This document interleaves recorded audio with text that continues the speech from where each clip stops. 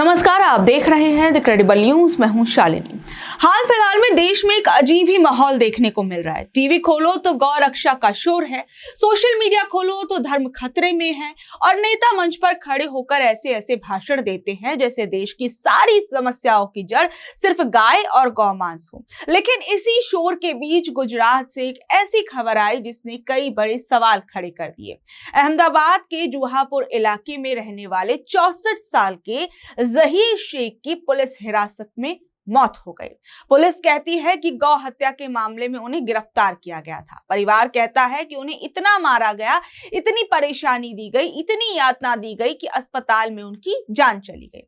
बेटे तौफीक का कहना है कि पुलिस वालों ने उनके बुजुर्ग पिता की दाढ़ी खींची, गुप्तांगों पर माना, अमानवीय तरीके से टॉर्चर किया। सोचिए, एक 64 साल का बूढ़ा आदमी जिसकी उम्र में लोग दवा और दुआ के सहारे जीते हैं, उसके साथ अगर ऐसा हुआ तो ये सिर्फ एक केस नहीं है, पूरे सिस्टम पर सवाल है कि आखिर में कैसे उस बुजुर्ग व्यक्ति की मौत उस पुलिस कस्टडी के अंदर हो जाती है।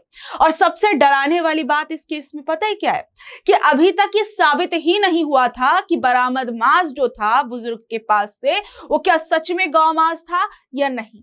जांच पूरी भी नहीं हुई थी, अदालत ने कोई फैसला नहीं दिया था, लेकिन उससे पहले ही सजा शुरू की गई। यानी पुलिस ही जज है, कोर्ट है, और यही वो जगह है जहां राजनीति का असली चेहरा दिखता है। मंच पर नेता लोग तो बोलते हैं गौ माता हमारी आस्था है, लेकिन जब किसी इंसान की जान चली जाती है तब वही नेता चुप हो जाते हैं। टीवी चैनल्स दिन रात गौ रक्षा पर डिबेट करते हैं, लेकिन हिरासत में मौत पर उनकी आवाज धीमी पड़ जाती है, क्योंकि यहाँ मामला इंसानियत का नहीं है ना, राजनीति के नैरेटिव का है।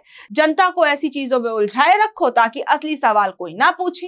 सोचिए, एक 64 साल के बुजुर्ग की पुलिस कस्टडी के अंदर मौत हो जाती है और उस पर पूरा मीडिया खामोश नजर आता है। कहीं से एक सवाल उठता हुआ नजर नहीं आता। इतना बड़ा केस है, लेकिन इस पर किसी ने ऐसा कोई बड़ा सवाल नहीं पूछा कि आखिर में कैसे एक बुजुर्ग व्यक्ति की मौत जो है पुलिस कस्टडी में हो गई। इतना ज्यादा उस बुजुर्ग को टॉर्चर किया गया कि किसी भी इंसान को उस बारे में, उस चीज के बारे में सुनकर कोई भी इंसान हिल जाए।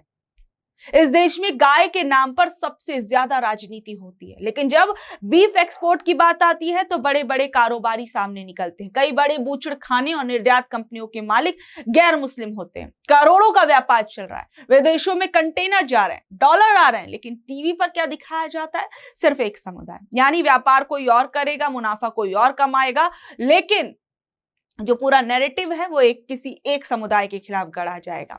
और आप देखिए कि किस तरीके की खबरें सामने। इसी गुजरात के अंदर से आप देखिए, एक AIMIM का कार्यकर्ता था, उसने क्या किया, गायों से भरी एक गाड़ी पकड़ी तो उसमें क्या पता चला कि उन्हें कत्ल खाने ले जाया जा रहा था, और उन गायों को कत्ल खाने ले जाने वाला कोई और नहीं था बल्कि भरत और गोपाल जैसे लोग थे। सोचिए, एक तरफ क्या कहा जाता है कि मुस्लिम लोग जो है वो गायों को मारने के लिए ले जा रहे हैं, ये होता है, वो होता है, और तमाम तरह के जो है नियम कायदे कानून बना दिए जाते हैं। हम यूपी में देख रहे हैं, हम बंगाल में देख रहे हैं, दिल्ली में देख रहे हैं कि ऐसे जानवरों की कोई बलि नहीं दी जाएगी और बकरा ईद से पहले पूरा माहौल बनाया जा रहा है। लेकिन वहीं दूसरी ओर गुजरात के अंदर क्या हो रहा है कि ट्रक भर भर के गाय ले जाई जा रही है, और उसको ले जाने वाले कौन है, उनका नाम आपके तो सामने है ही।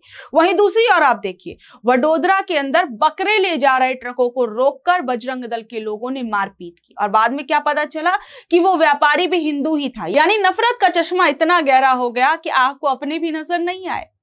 और सोचिए, सबसे बड़ी बात कि अब तो मुस्लिम समाज ने कह दिया है आगे बढ़कर कि भाई हमें नहीं चाहिए गायों की कुर्बानी, आप ले जाइए अपनी गाय, आप इसे राष्ट्रीय पशु घोषित कर दीजिए, कत्ल खानों पर आप ताला लगा दीजिए। और सबसे बड़ी बात आप देखिए कि अब क्या देखने को मिल रहा है, बंगाल जैसी जगहों पर अब जो गायों के व्यापारी थे वो बकरा ईद से पहले परेशान हैं, रो रहे हैं, बिलख रहे हैं कि भैया हमारा तो सारा व्यापार जो है वो सत्यानाश हो गया, अब हमसे कोई गाय नहीं खरीद रहा है।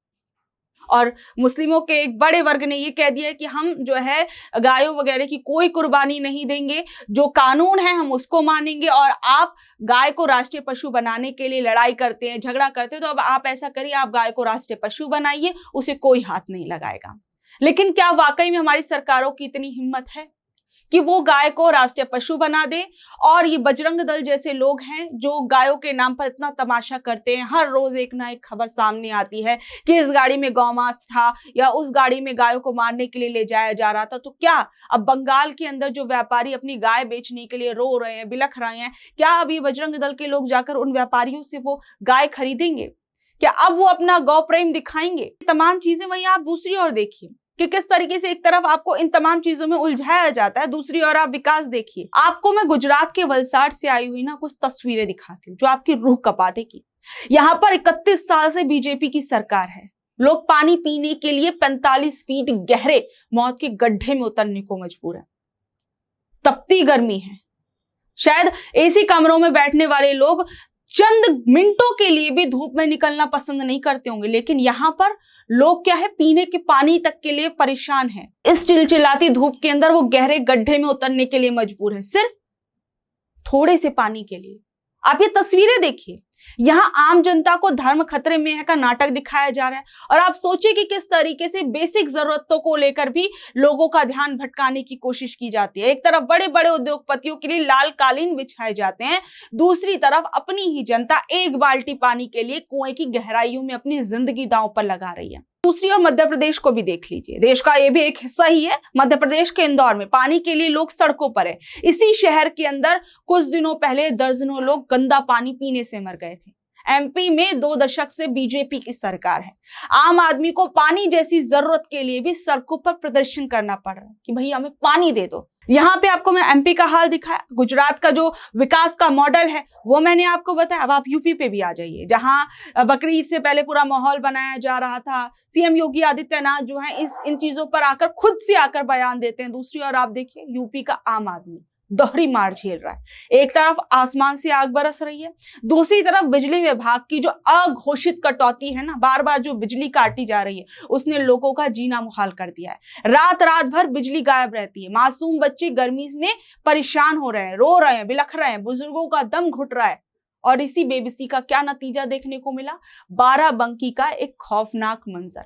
यहाँ पर बिजली ना आने के कारण नीरज नाम का एक व्यक्ति अपनी पत्नी और 3 मासूम बच्चों के साथ सड़क किनारे सोने को मजबूर था। और बाहर सो रहे इस परिवार को एक गाड़ी आती है और मारकर चली जाती है। सोचिए, एक तरफ अंदर गर्मी थी, उस गर्मी से परेशान होकर ये लोग बाहर सोते हैं और बाहर इनकी जान चली जाती है। और ये कोई सामान्य एक्सीडेंट नहीं है। अगर बिजली विभाग ने अपनी जिम्मेदारी निभाई होती, अगर प्रशासन ने रोस्टर के नाम पर जनता को तड़पाया ना होता, तो आज वो 3 मासूम बच्चे और उनके पिता जिंदा होते।